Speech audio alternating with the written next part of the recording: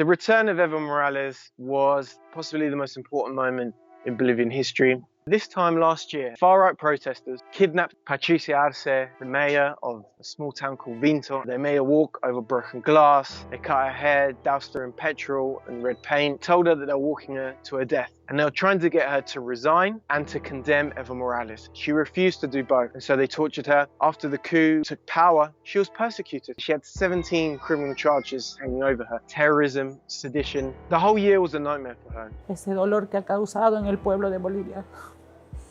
De verdad es muy, muy doloroso porque creo que nadie se merece eso. She fought an election campaign and now she's a senator. As soon as the results were announced, Patricia Arce said that she couldn't even speak.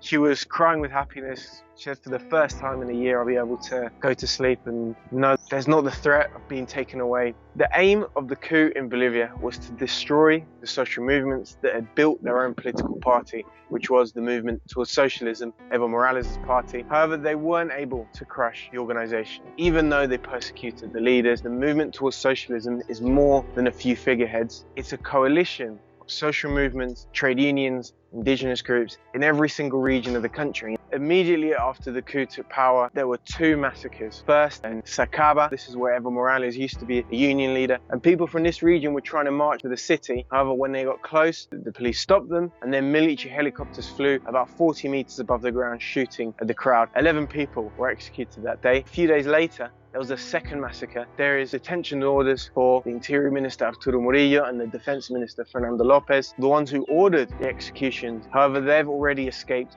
to the United States. There are also charges against the former self-declared president Janine Áñez, and when she tried to escape to Brazil just a few days ago, social movements surrounded her neighborhood and wouldn't let her leave. So people were determined to get justice, and it wasn't just the massacres that took place. After the massacres, what began was an incredibly deep persecution against the most prominent leftists in Bolivia, people like Andrónico Rodríguez, Leonardo Loza. Both are now senators. However, just a few months ago, they had more than 15 criminal charges brought against them each for things like terrorism, sedition. Questioning the legitimacy of the government was considered sedition. Organizing a protest was considered terrorism. There were many moments when they're on the verge of being arrested and jailed. However, I think something that warded the state off from doing that was the strength of organization. They knew if they took these leaders of the people, the country would be lit on fire. So it was that organization of people, even in the face of persecution, that kept the party going throughout the year of the coup, and to be able to then go into the elections as the largest movement in the country and win. The return of Evo Morales was possibly the most important moment in Bolivian history.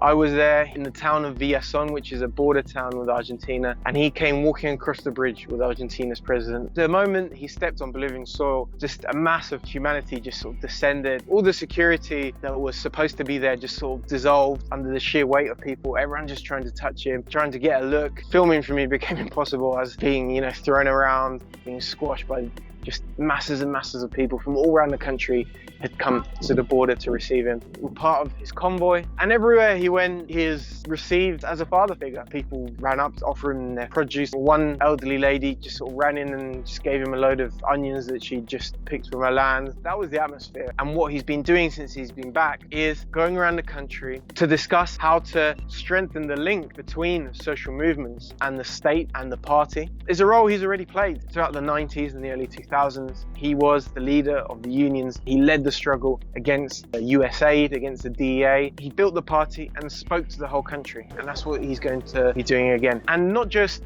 within Bolivia. He's using his platform as a social movement leader here to speak to the world. Already he's received delegations from indigenous groups in Ecuador, in Peru, from trade unions in Argentina, and he's already announced that there's going to be a conference here at the end of December, a pan-Latin American conference on the basis of anti-capitalism, anti-imperialism. What he wants to do is share the experience of Bolivia, how Bolivia beat a coup in just 1 year with social movements, trade unions around the world so that people can beat their own ruling class. The coup was launched because among Bolivia's middle and upper class, there's a deep-seated resentment, a racial humiliation because of the fact that they were being governed by someone who they saw as their social inferior. Evo Morales was a union leader, he was indigenous, and he rose through the ranks of the social struggle, and he governed for 14 years. He won 3 elections, and the white, middle and upper class felt humiliated by this fact. That was the domestic forces driving the coup. coup. There's also the involvement of the United States, support for the narrative that there was electoral fraud last year, a narrative we now know was completely manipulated, funding for various groups that are involved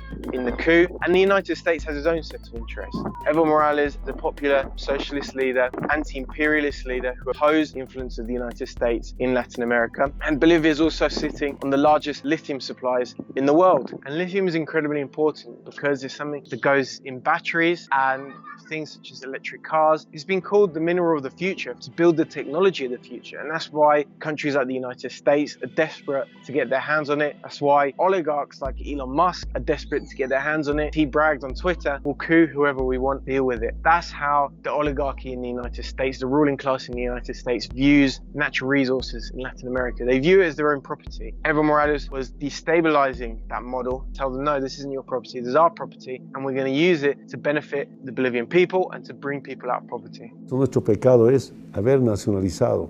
And that's why he had to go. And that's why the United States intervened to sweep him away. Vamos a volver al gobierno, no con armas como la derecha, no con balas como los racistas fascistas. The level of the persecution, racial discrimination within Bolivia was so thick that people from rural indigenous areas or in the working class areas of the city, they sometimes thought that they were fighting alone, going up against an enemy so much more powerful than they were. But when they saw the level of international solidarity, it gave them an enormous amount of strength. The regime knew that the world was watching. If people didn't care, then I think they would have carried out 2-3 more massacres. And it continues to be incredibly important. Huge sections of the far right in Bolivia, backed by the United States, refused to recognize the election results. It is important for the international community to know what's going on in Bolivia, to know what the coup was, so that when they try to launch that again, people know what's going on. Many times throughout history, the big ideological clashes in Latin America are about universal issues. What every country around the world is facing at the moment is how do we rebuild our economies after the pandemic? Either you pay for what was spent during the pandemic by brutal austerity, by neoliberal shock doctrine, or you force the burden of the recovery to be paid by those with the broader shoulders, by those who have lived off exploitation for so many years. And that's what Bolivia and Argentina are doing. They're introducing a wealth tax, and that's how they're going to pay to rebuild the economy, the country's infrastructure, to bring back employment. Those are the two paths, not just for Bolivia, not just for Latin America, but for all the world. The Bolivian people have shown that it's possible for people to win.